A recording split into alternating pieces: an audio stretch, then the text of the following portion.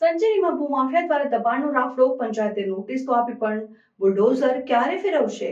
જવાબદાર અધિકારીનો હાથ અદ્ધર જોવા મળ્યો. તાલુકા વિકાસ અધિકારીની કે સંજેલી સરપંચ તલાટીની સત્તા, સીએમનું દબાણ દૂર કરવાનો પરિપત્રને પણ ઘોડીને પી જતા સંજેલી નગરના લગતા અધિકારીઓ સામે શિક્ષાત્મક પગલાં ક્યારે ભરાશે? 2016માં 800 જેટલા કાચા પાકા દબાણો દૂર કરવામાં આવ્યા હતા, જે બાદ ફરી જૂના બસ સ્ટેશન બશેરોની જગ્યા ઉપર ભૂમાફિયાઓ દ્વારા દુકાનો બનાવી દબાણનો રાફડો ફાટી નીકળ્યો છે અને કાર્યવાહી કરવાના બદલે જવાબદાર તંત્રના આંખાડા કાન.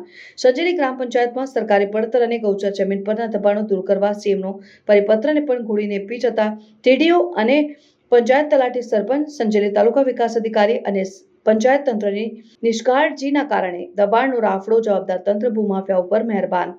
ટીડીઓના અધ્યક્ષસ્થાને સામાન્ય સભામાં દબાણ દૂર કરવા ઠરાવ કર્યા બાદ ગ્રામ પંચાયતમાં ફરી પંચાયતની બોડી દ્વારા દબાણ દૂર કરવા ઠરાવ કરતા દબાણકારોમાં ફફડાટ ફેલાયો.